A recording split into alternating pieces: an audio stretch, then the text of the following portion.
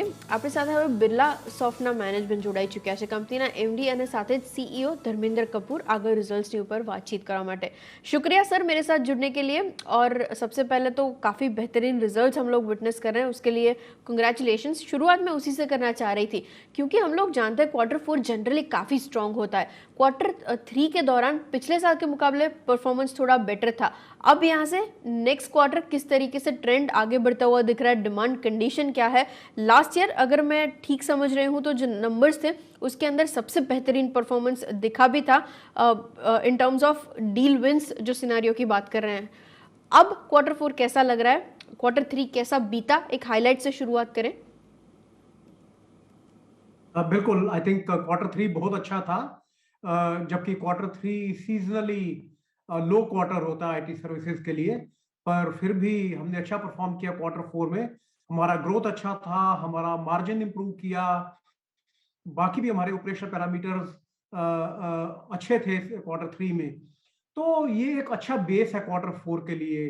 That is how I look at it, because अगर आपने margin improvement करना market, और अगर आपने अच्छा रिजल्ट देना शुरू कर दिया, ग्रोथ दिखानी शुरू कर दी, तो Q4 generally the good indication is कि Q4 जो है Q3 से काफी अच्छा होगा. वही हमें दिखाई दे रहा है अभी तक, and I am sure that we will be able to deliver better result in Q4. Agreed sir. अच्छा, बाकी पैरामीटर्स के ऊपर बातचीत करें उससे पहले मुझे एक एट्रीशन के ऊपर आपसे डिस्कशन करना है क्योंकि हम लोग यहाँ पे वो इंचअप होते हुए देख भी रहे हैं और पिछले क्वार्टर के दौरान भी मुझे याद है मैं ही आपसे बातचीत कर रही थी और आपने मुझे बताया था कि एट्रीशन पूरी इंडस्ट्री के लिए एक कंसर्न बना हुआ है जो अब प्रोबेबली शायद थोड़ा स्टेबलाइज हो पाएगा नेक्स्ट 2 to 3 क्वार्टर्स के दौरान. पर वो सिनेरियो काइंड ऑफ अभी भी इंटैक्ट है उसी लेवल्स पे. एक आइडिया अगर आप मुझे दे पाएं किस तरीके से वर्कआउट हो रहा है, कैसे डैम्पन कर रहा है पूरे सेक्टर को, और इन केस कोई स्ट्रैटेजीज आप अपना रहे हैं उसे कंट्रोल करने के लिए. तो मुझे अभी भी लगता है कि अगले 1-2 क्वार्टर के अंदर एट्रिशन स्टेबलाइज हो जाना चाहिए, क्योंकि जब एट्रिशन शुरू होता है और लोग मूव करते हैं एक कंपनी से दूसरी कंपनी में, तो 10 या 12% जो लोग होते हैं, ओके, ग्रोथ एट्रिशन 10 से 12% तक का, वो सिर्फ इस वजह से होता है कि लोग एक कंपनी से दूसरे कंपनी में मूव कर रहे हैं और वो स्टेबलाइज नहीं किए. जब वो रिड्यूस हो जाता है तो एट्रिशन नीचे आ जाता है.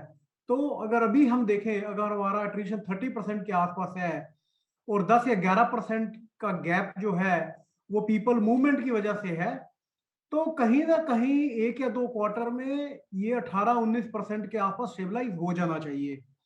एंड ये 18 और 19% पहली बार नहीं हो रहा है आईटी इंडस्ट्री के अंदर. 20% कैसे हैंडल करना है और कैसे अपने मार्जिन और एबिटा को इंप्रूव करना है जब 18 या 19% हमारे एट्रिशन होगा. तो अगर उसको मैं देखूं तो मुझे लगता है कि 2 या 3 क्वार्टर के अंदर ये स्टेबलाइज कर जाना चाहिए. Okay, agreed sir. और एक सेगमेंटल बाइफिकेशन, जिस तरीके से हम लोग बिजनेस और टेक्नोलॉजी ट्रांसफॉर्मेशन सर्विसेज में तकरीबन 30% का इजाफा देख रहे हैं, क्लाउड एंड बेस्ड सर्विसेज में भी उतने ही क्वांटम में हम लोग इम्प्रूवमेंट आते हुए देख रहे हैं. नेक्स्ट काइंड ऑफ से पूरा सेकेंड हाफ कैसे एंड होगा, मैं एक क्लोजर समझना चाह रही थी क्योंकि लास्ट क्वार्टर में हम लोग ऑलरेडी आ चुके हैं. अब कंडीशन थोड़ी ज़्यादा क्लियर हो चुकी होगी. एक आइडिया अगर आप मुझे दे पाए हम लोग कैसे एंड करेंगे इन टर्म्स ऑफ मार्जिन्स भी, एक थोड़ा हाईलाइट. हाँ, तो हम लोग गाइडेंस नहीं देते हैं as per company policy, but I can definitely say that Q4 will be much better than the Q3. That is what I can indicate. तो मार्जिन में भी हम इंप्रूव करेंगे और हम लोग ग्रोथ में भी इंप्रूव करेंगे. उसके पैरेलल हम ये देख रहे हैं कि हमारी अगले 3 साल की स्ट्रेटजी क्या होगी, क्योंकि हमें $1 बिलियन कंपनी बनना है और वो कमिटमेंट भी हमने मार्केट में दी है और हमने ये भी कहा है कि ये हमारा टारगेट है. तो अगर वो हमारा टारगेट है तो हमारी स्ट्रेटजी भी उसके अकॉर्डिंगली होनी चाहिए. तो उसके लिए जो हमें इन्वेस्टमेंट्स करनी है, हम वो इन्वेस्टमेंट्स ऑलरेडी कर भी रहे हैं और आगे भी करते रहेंगे. और ये मार्जिन इंप्रूवमेंट जो मैं बात कर रहा हूँ, ये मैं आफ्टर दी इन्वेस्टमेंट्स के बाद बात कर रहा हूँ, क्योंकि मैंने हमेशा कमिट किया है कि मैं इन्वेस्टमेंट्स करता रहूंगा for the future growth, but at the same time I will continue to deliver more than 15% of the margin. Okay, agreed sir. अच्छा, एक और चीज़ जो मुझे डिस्कस करनी है वो इन टर्म्स ऑफ टीसीवीज है। नियरली $182 मिलियन के अराउंड आपकी टीसीवीज ऑलरेडी है। एक्टिव क्लाइंट काउंट 285 के अराउंड है। लेकिन मुझे जो डिस्कशन करना है वो in terms of order wins है। पिछले 2 क्वार्टर से हम लोग थोड़ा काइंड ऑफ जो स्टांस देख रहे हैं, पेस देख रहे हैं, वो थोड़ा स्लो डाउन हुआ है। ये क्यों हुआ है, एक आइडिया अगर आप मुझे दे पाएं तो। नहीं, ये स्लो डाउन नहीं है। इसको आप ये देखिए कि पहले आप एक डील जो विन करते थे वो 5 साल का होता था, 3 साल का होता था। आज की डेट में वो डील जो है आप एक एक साल की विन करते हो।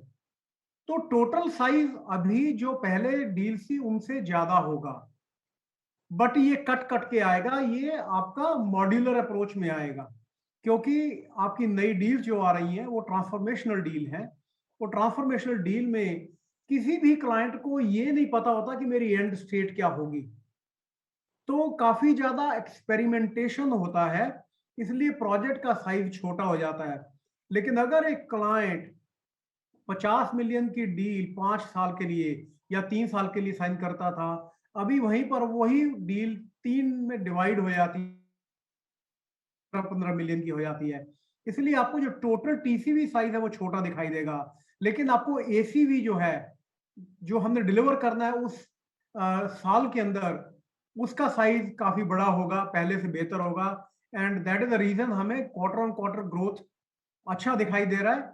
एंड मुझे लगता है कि ये एक पॉजिटिव न्यूज है, ये एक पॉजिटिव स्टेप है कि हम टीसीवी नहीं देख के हम order book for the year देख रहे हैं, बिकॉज उससे हमें ग्रोथ के बारे में ज्यादा अच्छा पता चलता है, गाइडेंस ज्यादा अच्छी पता लगती है।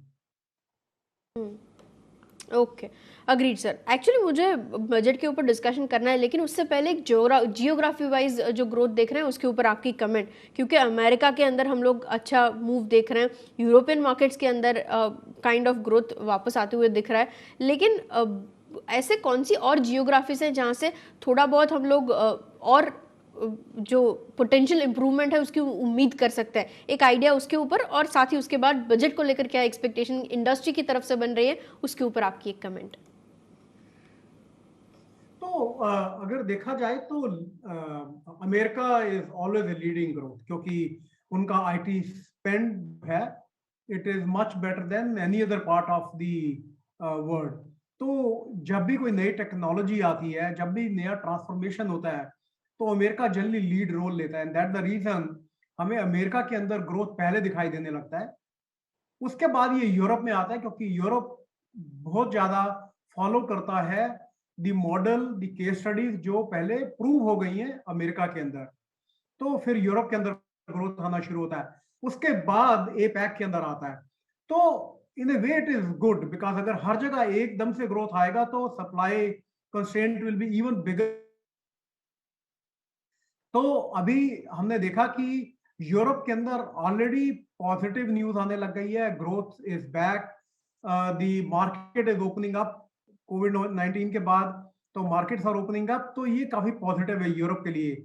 मुझे लगता है कि आने वाले 1 या 2 महीनों के अंदर इंडिया और एपैक के अंदर भी यही ग्रोथ दिखाई देगी, और उस समय हमें ये देखना होगा कि तब तक हमें अपना सप्लाई इंजन अचीव करना है कि वो डिमांड को मीट कर पाए।